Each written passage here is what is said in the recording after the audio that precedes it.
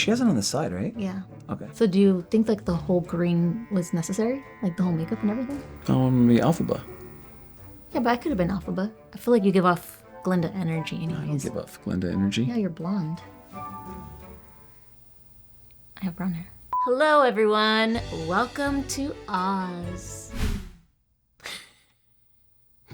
We're here today to review a very popular movie based off the hit Broadway musical show. This is an origin story to The Wizard of Oz following two witches, Elphaba and Glinda, formerly known as Galinda, and their unlikely friendship that forms while trouble lurks in the land of Oz. Now, despite how I look, I'm not a huge Wicked head. Is that what they call themselves? Is that what Wicked fans are? I think Ozians. What do Ozzy Osbourne fans call themselves then? That's a good question. Well, anyways, whatever. It doesn't matter. I've never seen the play. I have years ago when it was touring. Well, I'm glad you're here then, because my review, I guess, is going to be from a perspective of someone who hasn't seen the musical. Yvette is from someone who has. And the first time I saw the trailer, I'm going to be honest, I wasn't convinced.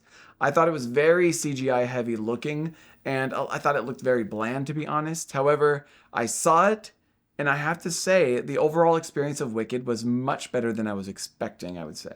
I personally loved it. I loved it from the start. I knew it was going to be something I would like since the trailer came out, because I think the casting is just perfection based on the Broadway show. I laughed, I cried, I felt inspired.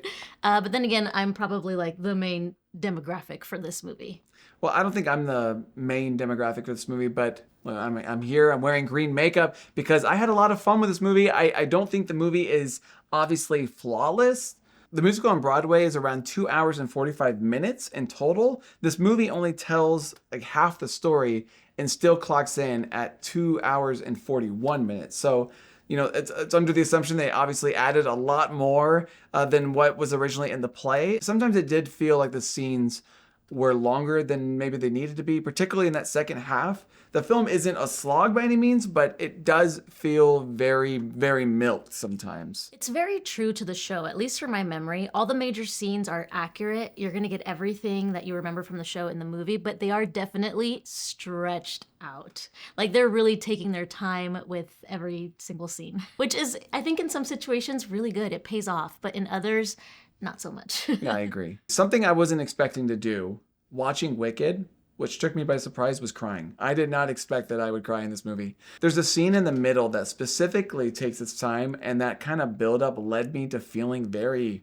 surprisingly emotional, I would say. That was actually my favorite scene from the Broadway show, and it's, I mean, dare I say, even better in the movie because both actresses really added a lot of emotion to it. Yeah, absolutely. So here's the thing too, like movies like this, big, bloated spectacles, it's like this explosion of eye candy and visual effects. That emotion, I think, can often get lost in all the extravaganza of it all. However, this film, I think, really soars or really defies gravity, if I can be corny for a second, because of the two central performances by Cynthia Erivo and Ariana Grande. Like when I came out of the theater, I remember telling you what really resonated with me wasn't really the big kind of show of it all. It was really these beautiful, intimate, emotional scenes surrounding this unlikely story of friendship blossoming. Yeah, I completely agree. That's also, in my opinion, the best part of the Broadway show, the chemistry and the friendship that forms between these two characters. So fair warning, all the best parts of the Broadway show are in this part one movie, in my opinion. I can't vouch for part two. I'd be interested to see what they're gonna do with it because I think they did a great job.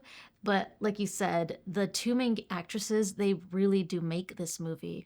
And this might be a bold statement. I hope not to offend anyone because I just recently saw Joker 2 and also Emilia Perez, but I found it like so captivating and just refreshing to see a musical with like real highly trained singers and dancers performing in a way that I feel like they would in a Broadway show.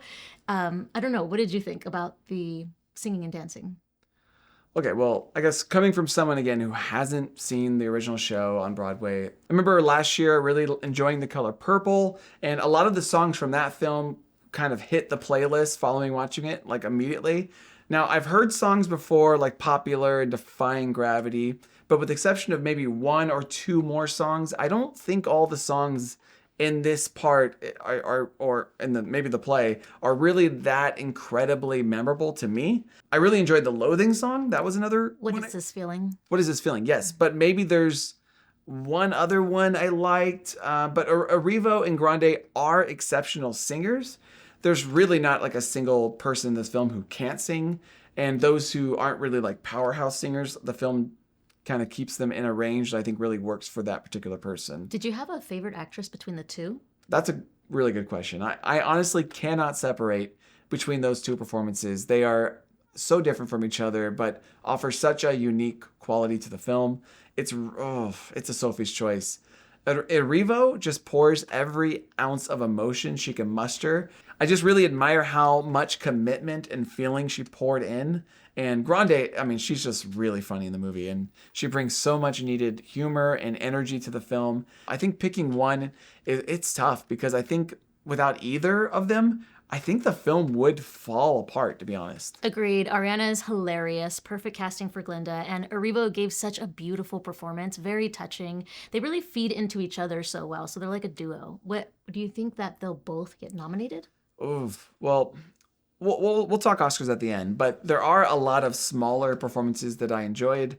Just talking about them briefly. Jonathan Bailey as the pretty boy. He plays, is it Fiero? Fiero, yeah. Fiero. He was good. I thought he's a natural.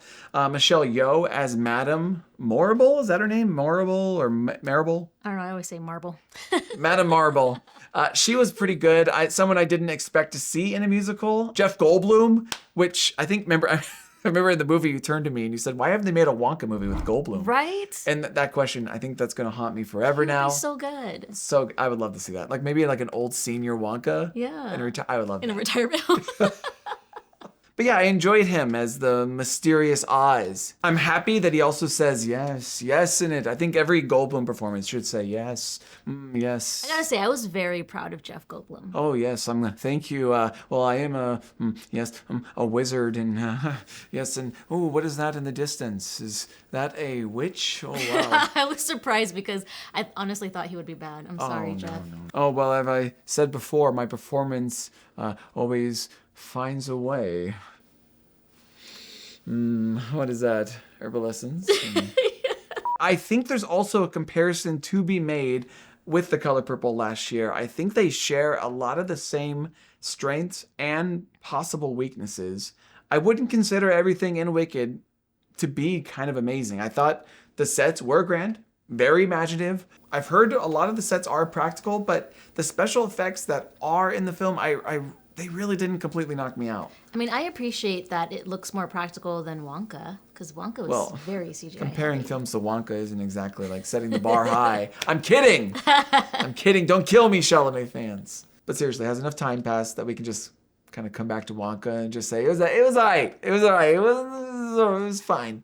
But yeah, there are some talking animated animals in this film, and once you've had kind of the special effects in those like recent Planet of the Apes movies, there's like no going back. I can't. Yeah, we can't go back to Jumanji monkeys. No, well, they're not like Jumanji bad. They're not Jumanji monkey bad. But when I say Wicked is a feast of the eyes, I'm mostly kind of referring to those like extravagant sets, the costumes, the dancing, the singing, and Ariana Grande. I didn't find like the cinematography to be like particularly striking. And I did find the color grade to be bland, if I'm being honest.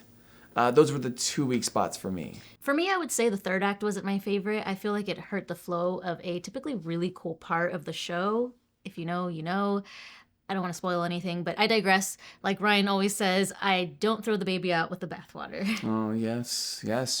Don't throw the baby out with the bathwater, yes. Yeah, ultimately I agree. I think two really fantastic performances that elevate a very massive, maybe overly stretched musical with a lot of heart at the center of it. So Yvette, what do you rate this film? I feel like I'm at a 7.5, but Ryan doesn't allow 7.5, No. so I'm bumping it up to an 8. An 8? Yes. Okay, well, I'm not lying. I was kind of leaning towards a 7 on this one, based solely on just not loving this visual aesthetic of the film. But honestly, the movie, I have to be honest, it made me cry. And it feels wrong to be a downer on a movie that made me cry. And also, like you said, Joker 2, I think musicals, they need all the help they can get right now. So yeah, why not? I'm going to bump it up and give it a very, very, very soft 8. Yay! So, going back to my question now, do you think they'll both get nominated? Okay. So let's go ahead and officially move over to Oscar talk time. So full disclosure, I thought Color Purple last year was going to do very, very well. And part of me wondered, could Wicked be this year's Color Purple? A film that everyone expected to do very well, but then in the end kind of wildly underperforms. I'm not sure, but I think the major difference is this will likely do better at the box office. And arguably, Wicked is vastly more popular, no pun intended, than The Color Purple. So I do have Wicked in picture, but I don't have it as high as I've seen other predictors. I have it right there at the bottom, because as high as you see Wicked in some predictions, I'm not seeing anyone put in John Chu in director. I'm not seeing screenplay.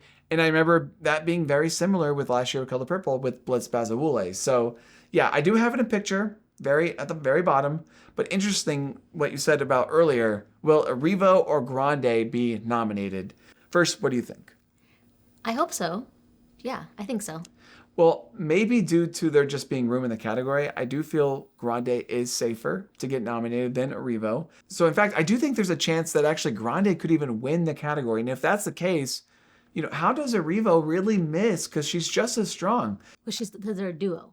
Yeah, because they're a duo. It's so hard to separate them. I don't see how one goes to possibly win and the other one doesn't even get nominated. So it could be in the same way that Fantasia Barrino missed out last year and Danielle Brooks made it in.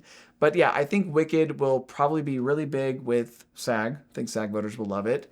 Golden Globes, Best Actress, comedy for sure. I don't think BAFTA is going to go heavy for Wicked. I don't think it's a BAFTA thing. I think it's going to be kind of more an American sensation.